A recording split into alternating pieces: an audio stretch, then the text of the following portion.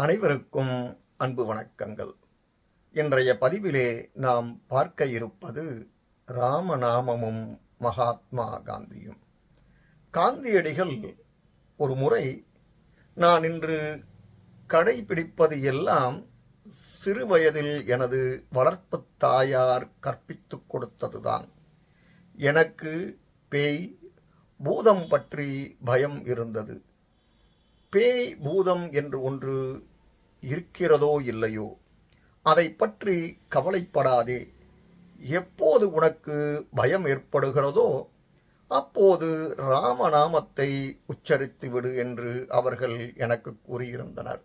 ஆகவே சிறுவயது முதல் நான் கற்றுக்கொண்ட விஷயங்கள் என் வாழ்நாளில் என் மனத்திரையில் ஆழமாக பதிந்துவிட்டது. சிறுவயதில் ஏற்படக்கூடிய பண்பாடுகள் பற்றி காந்திஜி தனது சுயசரிதையில் இவ்வாறு குறிப்பிட்டுள்ளார். ராமாயணம் படிப்பது என் மனதில் ஆழப் பதிந்து விட்டது. தந்தையார் நோய்வாய்ப்பட்டதினால் அநேக நாட்கள் போர்பந்தரில் இருக்க நேரிட்டது. அங்குள்ள ராமர் ஆலயத்தில் இரவுதோறும் ராமாயணம் படிப்பது வழக்கமாக இருந்தது. ஸ்ரீ ராமச்சந்திர மூர்த்தியின் பரம பக்தரான பீலேஸ்வரத்தை சார்ந்த லாதா மகராஜ் ராமனுடைய கதையை கேட்பவர் நெஞ்சம் உருகும் விதத்தில் கூறவல்லவர். அவருக்கு தொழுநோய் ஏற்பட்டது. இறைவனுக்கு சார்த்தப்பட்ட வில்வ இலைகளை தொழுநோய் புண்ணில் வைத்து கட்டிக்கொண்டு ராமநாமத்தை எப்போதும் உச்சரித்து வந்தார். இறுதியில் அவரது தொழுநோய் அறவே நீங்கிவிட்டது. கேட்பவருக்கு இது உண்மையோ பொய்யோ என்று கூட தோன்றலாம், ஆனால் அது உண்மைதான். லாதா மகராஜ் அவர்கள் ராமனது கதையை கூறும்போது தானும் மெய்மறந்து கேட்பவர்களையும் மெய்சிலிர்க்கச் செய்வார். பாடல்களுக்கு அவர் கூறும் விளக்கங்கள் கேட்பவர்களை மெய்சிலிர்க்க வைக்கும். எனக்கு அப்போது 13 வயது இருக்கலாம். நான் அவருடைய ராமாயண கதை கேட்டு மிகவும் பூரிப்படைந்தேன். ராமநாமம் கேட்பதுதான் எல்லாவற்றிற்கும் அடிப்படை என உணர்ந்தேன். துளசிதாசரின் ராமாயணம் மிகவும் உன்னதமான படைப்பாகும். ராமநாமத்தின் மகிமை, ஞானம், அறிவு, வயது ஆகியவை அதிகரித்து சென்று கொண்டிருக்கும் அதே வேளையில் காந்திஜியின் மனதில் ராமநாமத்தின் மகிமையும் அதிகரித்து வந்தன. ராமநாமத்தை சொல்வது அவரது வாழ்வின் ஒரு பகுதியாகவே மாறிவிட்டது. ராம நாம அனுபவம். ராமநாமம் என் இளமை காலங்களில் அதிகம் வெளிப்படாதிருந்தாலும் என் உள்மனதில் அது அதிகமாகவே வேரூன்றி இருந்தது. ராமநாமத்தின் மீது அவருக்குள்ள ஈடுபாடு மிகவும் உயர்வானது. ராமநாம மகிமையின் காரணமாகத்தான் தீய நடவடிக்கையிலிருந்து தன்னை காப்பாற்றிக் கொள்ள முடிந்தது.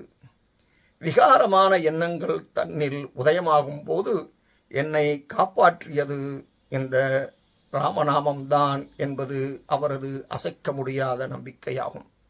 ராம நாமத்தின் உயர்வு புத்திபூர்வமாக ஆராய்வதில் வராது. அதே நேரத்தில் மிகுந்த ஈடுபாடும் பக்தியும் இருப்பின் அனுபவப்படும் வாய்ப்பு உள்ளது. ராமபிரானே என் மருத்துவர்.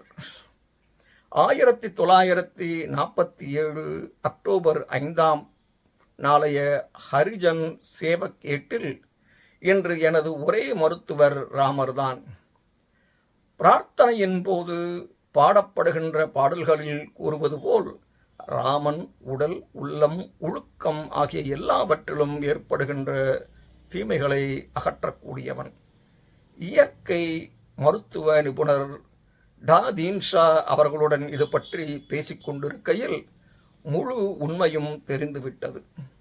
எனது கருத்துப்படி இயற்கையான மருத்துவத்திலும் ராமநாமத்திற்கு இடம் இருக்கிறது. ராமனை ஆராதிப்பவருக்கு மண் மற்றும் நீர் சிகிச்சையை விட ராம மந்திரமே சிறந்தது என்பது எனது கருத்து என்று எழுதியுள்ளார். மேலும் 1942 முதல் 1944 வரையிலான காலகட்டங்களில் காந்திஜி சிறைவாசம் அனுபவித்த போது 21 நாட்கள் உண்ணா நோன்பு இருந்தார். உண்ணாவிரத நோன்பு பற்றி காந்திஜி குறிப்பிடுகையில், நான் உண்ணாவிரத காலத்தில் சில வேளைகளில் நீர் கூட அருந்தாமல் இருந்தேன். ஆரஞ்சு பழச்சாறு அருந்தாமல் இருந்தேன். என்னை மருத்துவர்கள் சில நாட்கள் பரிசோதனை செய்து பார்த்த பின்னர், இவை அனைத்திலும் நான் உறுதியாக இருக்க எனக்கு ராமநாமம்தான் உதவியது என்றால் அவர்கள் ஆச்சரியப்பட்டு போயினர்.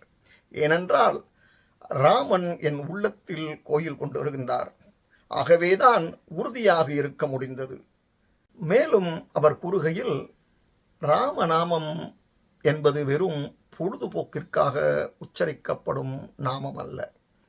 இந்த தேசத்தில் வாழும் நானும் லட்சக்கணக்கான இந்துக்களும் எங்கும் நிறைந்த பரம்பொருளை அழைக்கும் விதமாக இது அமைந்துள்ளது. ராமனது பெயருக்கு பின்னுள்ள அவனது நாமம் எல்லாவற்றையும் விட உயர்ந்தது. வரலாற்று நாயகனோ அல்லது எந்த பெயரிலோ இருக்கட்டும், நான் இந்து தர்மத்திற்கு சொந்தக்காரன் என்று வெளிப்படையாக கூறுவதால் மற்றவர்களுக்கு என்ன துயரம் வந்துவிடப் போகிறது என்கிறார். ஆகவே அனைவரும் ராமநாமத்தை ஜபிப்போம். ஆபதாமபஹர்த்தாரம் தாதாரம் சர்வசம்பதாம் லோகாபிராமம் ஸ்ரீராமம் பூயோ பூயோ நமாம்யகம். ஜெய் ஸ்ரீராம். நன்றி, வணக்கம்.